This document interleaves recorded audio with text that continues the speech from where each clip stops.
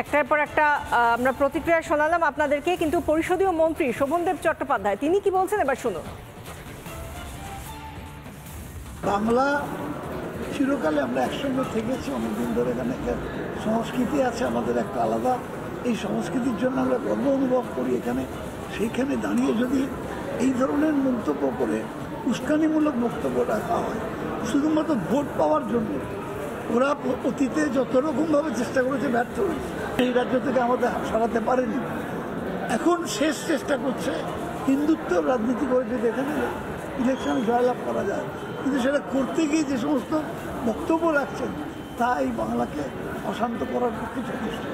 হিন্দু ধর্মের যারা গুরু তারা যে কথা বলে গেছেন তার ধারে কাছেও নেই, তার ধারে কাছেও নেই। শ্রীরামকৃষ্ণ স্বামী বিবেকানন্দ থেকে শুরু করে যারা হিন্দু ধর্মের গুরু বলে আমরা যাদের মানি, তারা যে কথা বলে গেছেন তার ধারে কাছে ওদের অস্তিত্ব নেই কোনো। ওরা কেবলমাত্র ভোটের জন্য বলছেন, হিন্দু হিসেবে না, হিন্দু ভোট পাওয়ার জন্য করছেন। ওরা না হিন্দু না মুসলমান, ওরা কি আমি জানি না। সংঘকে বুঝতে হলে সঙ্গে যোগদানের বার্তা আরএসএস প্রধান মোহন ভাগবতের।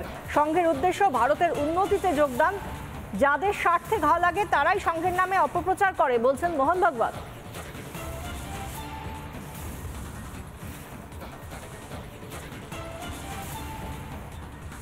सारे देश में स्वयंसेवक अपनी चमड़ी घिसकर अपनी दमड़ी खर्चा करते हुए, सरकारी सहायता न लेते हुए, समाज को जोड़ते हुए वहां यशस्वी होने के लिए नहीं कर रहे, उस कार्य के स्वभाव के परिष्कार के द्वारा भारतवर्ष की उन्नति में उनका सार्थक योगदान हो सके, ठीक ढंग से सब चले, इसके लिए।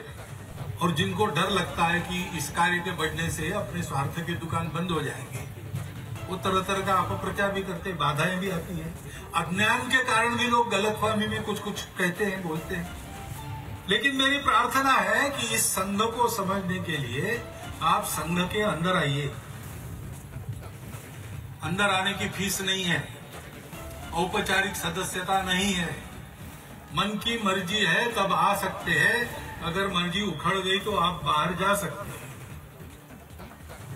मन मर्जी से करने वाला काम है, अंदर से आइए, संघ को देखिए। ये तो प्रेम के आधार पर चलने वाला काम है, इसमें कोई जबरदस्ती होती नहीं, इसमें कोई स्वार्थ की लालच दिखाई जाती नहीं, उल्टा है, यहाँ मिलेगा कुछ नहीं, आपके पास है वो सब देना पड़ेगा।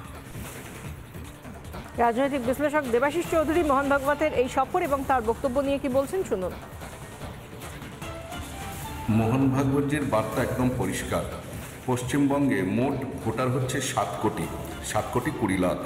এর মধ্যে যদি আমরা 30% মুসলিম ভোট ধরি, যেটা পরিসংখ্যান, তাহলে 2 কোটি মুসলিম ভোট সংখ্যালঘু ভোট, আর 5 কোটির উপরে বা 5 কোটির কাছাকাছি, 5 কোটির থেকে একটু উপরে হচ্ছে হিন্দু ভোট। ভারতীয় জনতা পার্টি 2 কোটি 33 লাখ হিন্দুদের ভোট পাচ্ছে, 1 কোটির মতন বা 90 লাখের মতন হিন্দুদের ভোট টিএমসি পাচ্ছে, কারণ টিএমসি মোট 3 কোটি ভোট পেয়েছিল, তার মধ্যে 2 কোটি মুসলমান ভোট থেকে যাচ্ছে। 5 কোটির মধ্যে থেকে 1.5 কোটি হিন্দু ভোটার।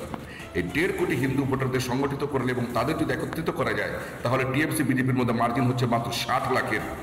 এই 1.5 কোটি হিন্দু ভোটারের মধ্যে থেকে 60 লাখ হিন্দু ভোট পেলেই ভারতীয় জনতা পার্টির বৈতরণী পার। নানা ধরনের কন্টেন্ট দেখার জন্য লাইক করুন, শেয়ার করুন আমাদের ফেসবুক পেজ, সাবস্ক্রাইব করুন আমাদের ইউটিউব চ্যানেল। পাশাপাশি অন্যান্য ব্রেকিং নিউজের জন্য অবশ্যই চোখ রাখুন রিপাবলিক বাংলায়।